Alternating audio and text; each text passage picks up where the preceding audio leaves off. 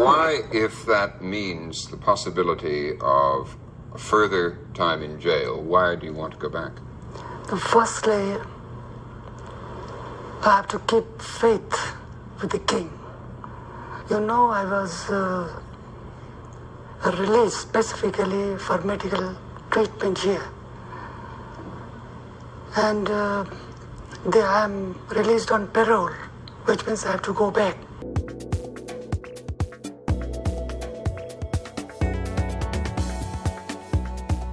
And I told the king that after the treatment I would return to prison and to face the trial. And then secondly, I have to keep faith with my own people, my comrades, people who are fighting alongside me for the restoration of democratic rights. So these are the two reasons why I should go back. What do you expect to happen to you when you go back? You see, this is the king when I'm facing serious charges. There are 7 cases against me. Charges of treason and trying to overthrow the government by force. Yes, and so on. And each charge carries a death penalty. So when I developed this serious trouble with my throat, king decided to send me to the States for treatment. That I feel is an indication that's a great gesture on his part. It's not only on humanitarian grounds that has released me temporarily, but I think it's a political gesture also. But if you go back... So I feel that if I go back, perhaps I may not be sent back to prison. I don't know. And the charges might be dropped, you mean? Dropped, yes. In any case, there is a wind of change. This is what I'm building on. Wind of change in our part of the world. In the first place, when we went back to Nepal last year, in December, we knew that there were serious charges against us. But still we thought that what we needed was a national reconciliation rather than confrontation. And we decided to place ourselves at the disposal of the king. And he decided to put you in jail. Oh, yes, that he decided, but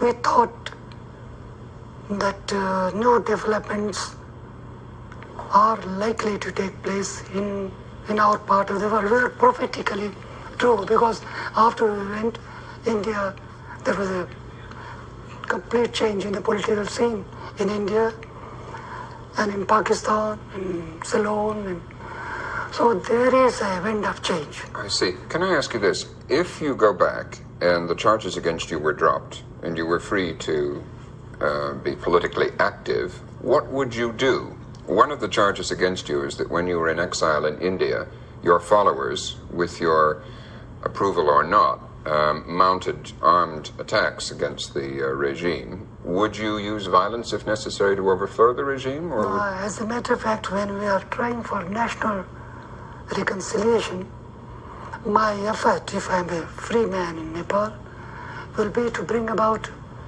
national consciences. Because if we have to play an effective role in the new situation that is developing in South Asia, we must first be united.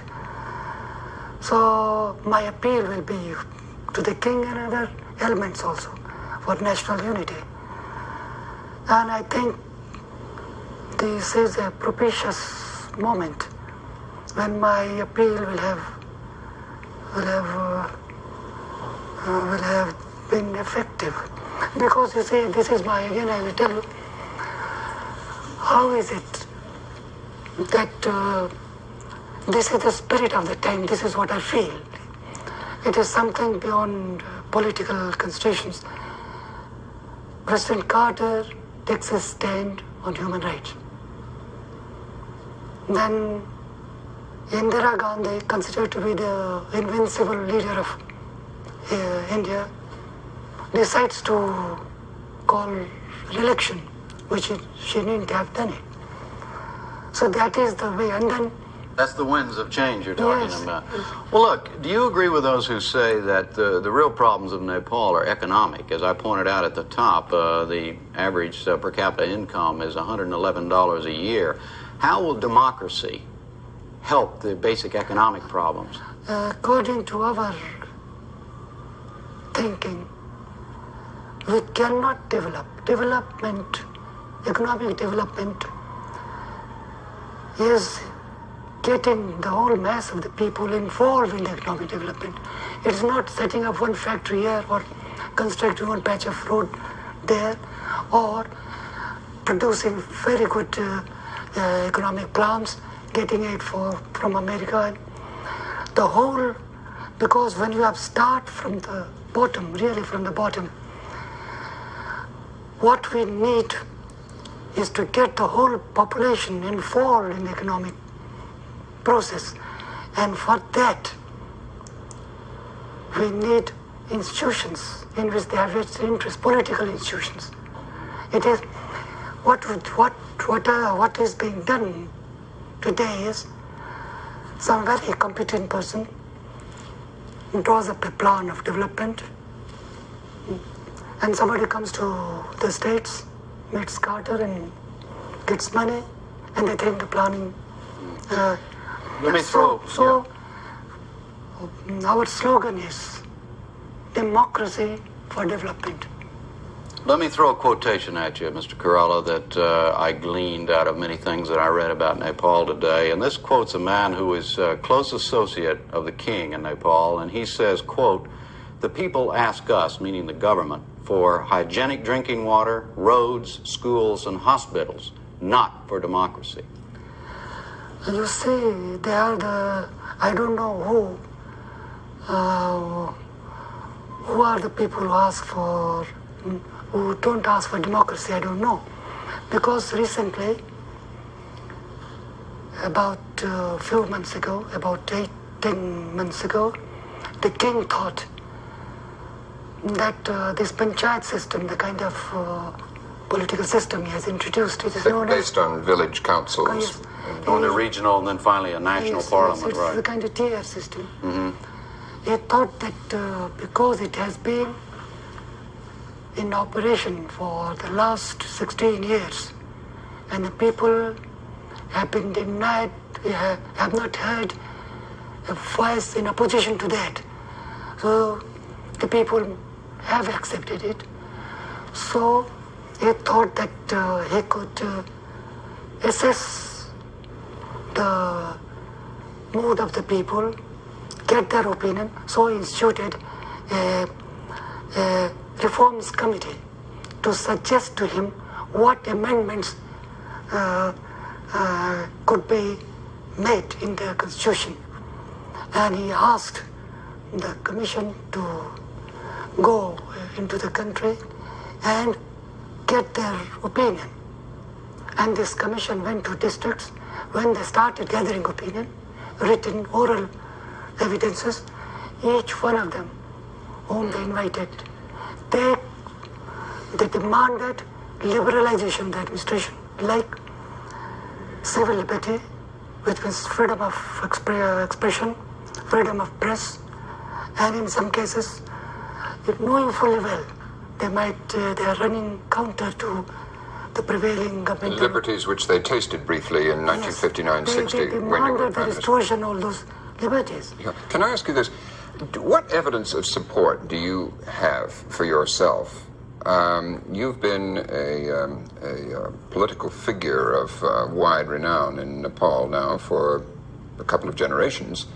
What evidence do you have now? It was always said that your support was among the young people in Nepal. How do you know that you still have support there and that time hasn't passed you by? Yeah, because only recently, when there used to be 4 members who were elected by the graduates graduates, those who have taken a BA degree, they used to elect 4 members of our national panchayat. Parliament, national parliament, National right. Parliament. And that was, of course, that was I think, the most widest based franchise, because there were 13,000 voters. And we backed 4 of them. And the government issued circular on behalf of 4 other candidates. And we won all the 4 candidates. And after they were elected, they were sent to prison. Rather than So what you're saying is that in a fair test with the government, yes, wherever you won and they lost. wherever there has been any opportunity given to the people to express their mind, they have demanded democratic rights. Is the king an evil man? I don't think so. I had 90 minutes interview with him before I was backed off to the States. It's like this.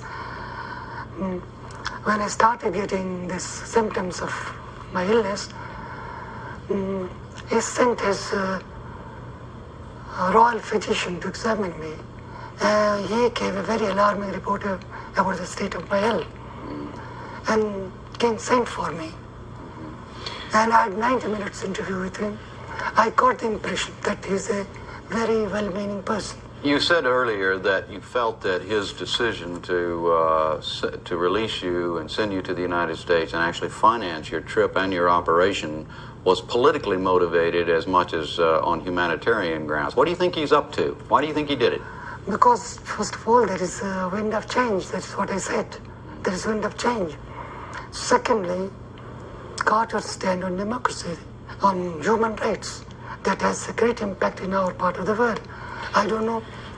Yes. Well, I was just going to say, do you think that you say that you have to go back, you feel that you have to go back to honor a commitment to the king, but do you think that maybe the king didn't expect you to come back, doesn't want you to come back? That this was another form of pleasant exile? No, I don't think king wants me to be back, because he told me that you will have to come back and back to prison and face the trial. I said, yes, I will come back and face the trial. But do you think that, did you get the feeling that he really did want you to come back, or he'd just soon have you out of the way? That I can't say, but... What was your gut feeling about it as you were sitting there? Do you think this man really wants me to come back, or is he just telling me that I'm going to put you in prison to keep you from coming back? No, I thought that he wants me to return. I see. Because in that case, I will be at his disposal, and an opportunity will be provided to him to... It could also cause him a lot of problems, couldn't you? Political problems? Provided he's not interested in liberalization. But if he's interested, which I hope he is, because I'm working on this assumption. You say that Mr. Carter's human rights stance has had a great effect in your part of the world. You have been seeking an audience with Mr. Carter. What indications are you going to get one? I don't know. You haven't had an acceptance yet, or an invitation? I have not written to him, but I have met some people and asked them. And you've let it be known that Yes.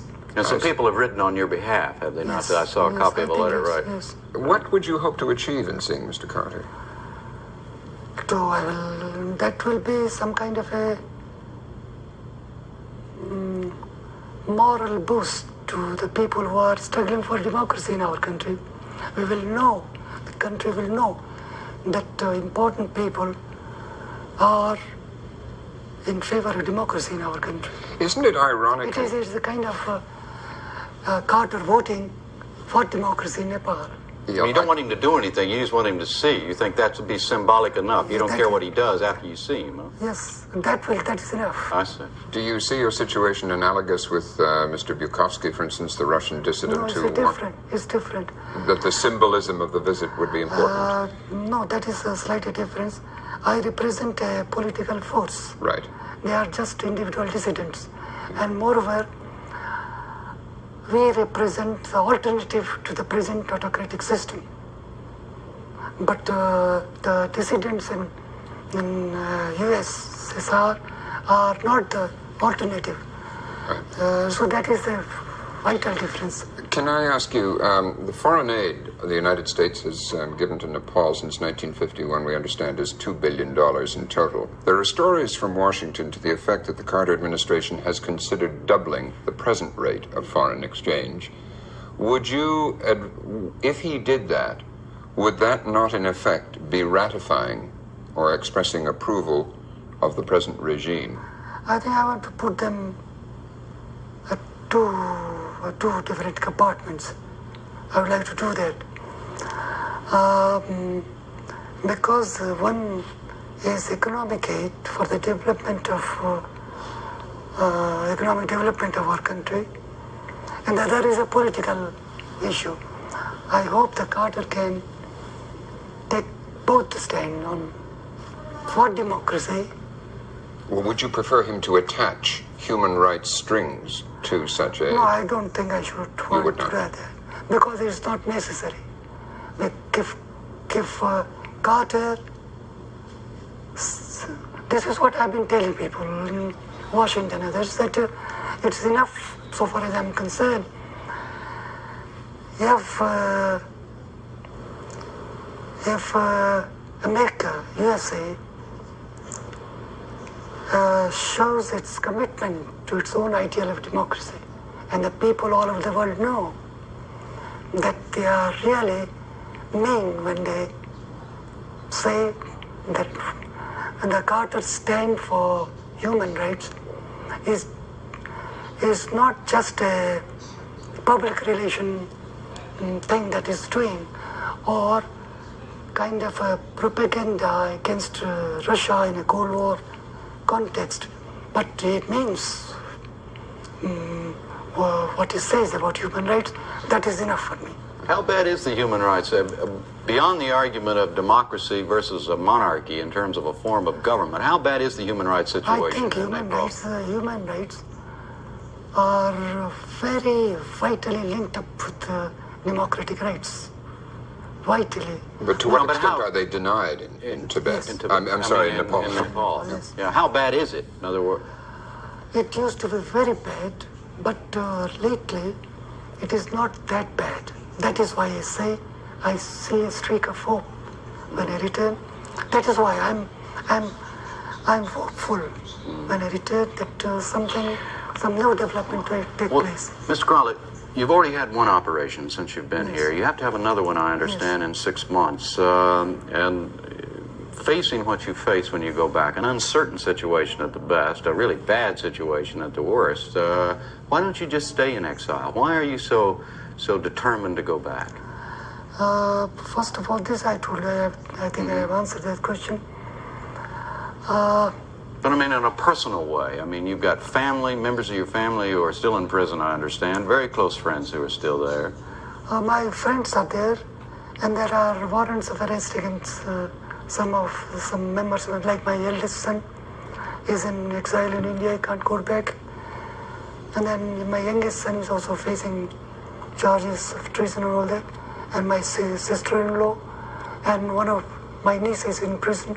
She went back to Nepal with me, and she's in prison. She's the only woman political prisoner in Nepal. Wouldn't a lot of people in your present situation and circumstances understand if you chose not to go back? Because what will I do if I stay away, except care for my health? But if I am there, I think the very presence will have a political impact. Rather than if I stay away, then I think my being a prisoner is more my contributing my share in the struggle for democratic rights. Thank you. We have to end it there. Thank you very much for joining us, and we wish you a safe journey. Thanks, Jim.